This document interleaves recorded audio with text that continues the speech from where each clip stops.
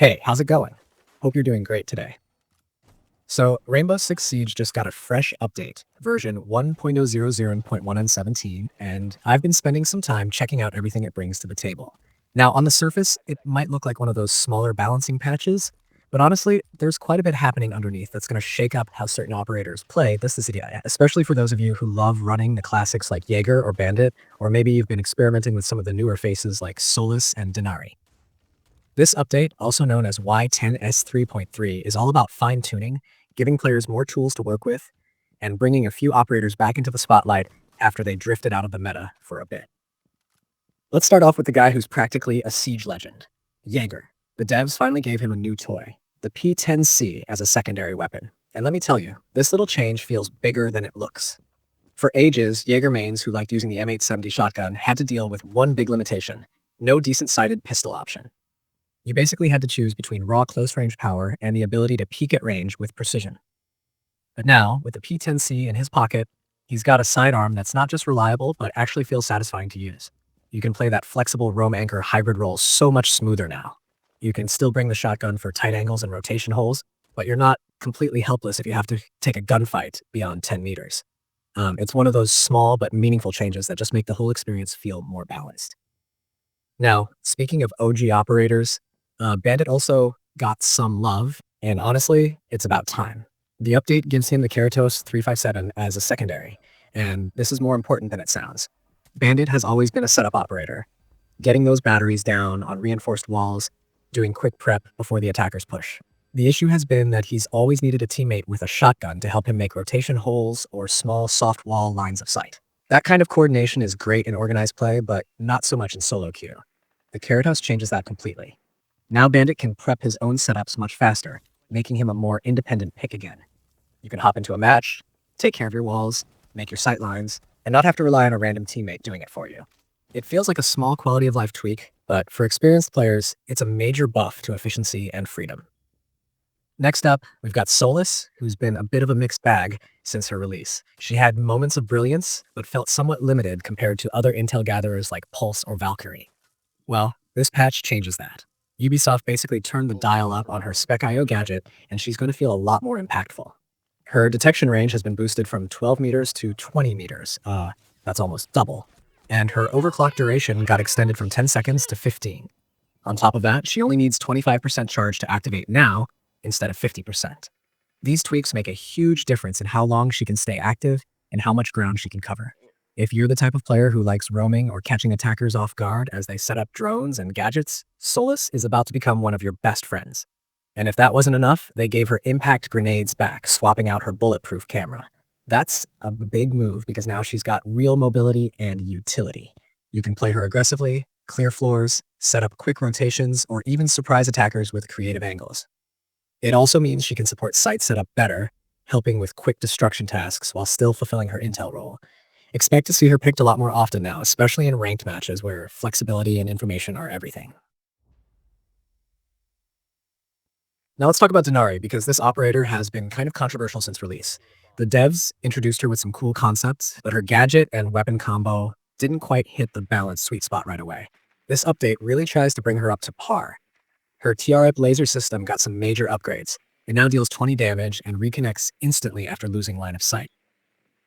That reconnect feature might sound small, but in practice, it changes how consistent her gadget is. Before, if something temporarily blocked it, it felt unreliable, almost clunky. Now it instantly re-engages as for making it much more dependable for area control or intel gathering. Her Glaive 12 rifle also got a handful of buffs that make it way smoother to use.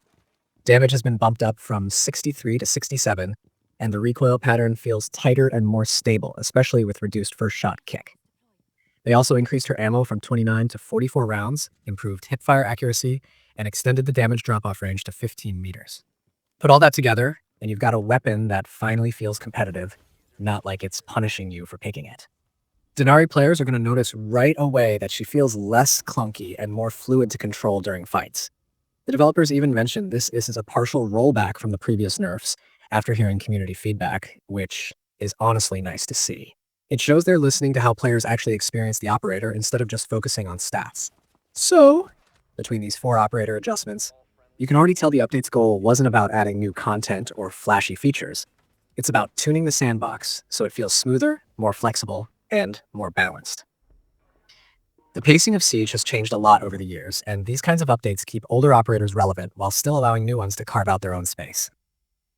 Beyond the balancing, the patch also includes a batch of bug fixes that tidy up some annoying issues. Denari's interactions with Alibi's Prisma and Iana's Gemini were inconsistent, and that's now been fixed. The Bank Tactical map had a missing door marker. Little stuff like that doesn't sound huge, but if you play the game regularly, you know how those small errors can throw off planning or map understanding. They also patched a voice transcription issue on PlayStation 5 where moderated transcripts weren't showing properly, and a few UI bugs related to the esports menu got cleaned up too. It's not glamorous, but stability fixes like these make the game feel cleaner overall. Now, let's take a step back and talk about what this patch actually means for the meta. For one, Solis is about to become a lot more threatening. The combination of increased range, longer uptime, and impacts means she can disrupt attackers early and often. Drone work has always been the lifeblood of coordinated pushes, and Solis is now perfectly positioned to punish lazy droning. If you're an attacker, you'll need to be much more deliberate about clearing space, maybe even burning utility just to secure your entry. Expect teams to bring more EMPs or flashes to counter her presence. Jäger's tweak might seem small, but it quietly brings him back to feeling complete. For a while, people were saying he was solid but stale, effective but not exciting. The P10C helps fix that. It gives him a bit more personality in his loadout choices again, especially for players who like experimenting with shotguns. You can feel confident running the M870 on certain sites without handicapping yourself at range. Bandit, on the other hand, just got a huge buff to solo queue viability. Being able to make your own soft walls or rotation holes without begging for a shotgun teammate means you can execute your setup exactly how you want. That's big for lower and mid-rank matches where communication isn't always perfect. It might also bring Bandit tricking back into style on maps like Clubhouse, since the extra prep efficiency lets you get ready faster before attackers can pressure the wall. Denari's changes are probably the most interesting because she's been hovering on the edge of relevance since she launched. The laser trap dealing actual damage now changes how attackers think about crossing lines of sight. Before, it was easy to ignore or brush off, but now that it deals 20 damage and reconnects immediately, you can use it for subtle area denial, forcing attackers to either clear it properly or take chip damage over time. Combine that with her much more forgiving Glaive 12, and she's starting to feel like a real threat in coordinated setups. You can anchor a site more effectively, control key angles, and still be dangerous in mid-range fights. Overall, this patch feels like Ubisoft took a deep look at operator flow, how they perform individually, how they fit into a team, and where they fall short in consistency.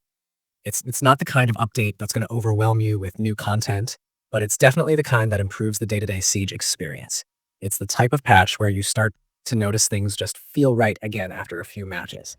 Another thing to note is that this update went live across platforms simultaneously, with version 1.00.117 being the console name, but PC players got it as the Y10S 3.3 patch.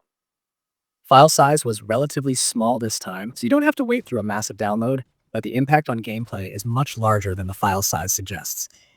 If you're someone who likes to stay ahead of the curve, I definitely suggest spending some time in custom games testing these operator tweaks. For Solis, try timing her overclock cycles and noticing how much longer you can stay active now. It's actually surprising.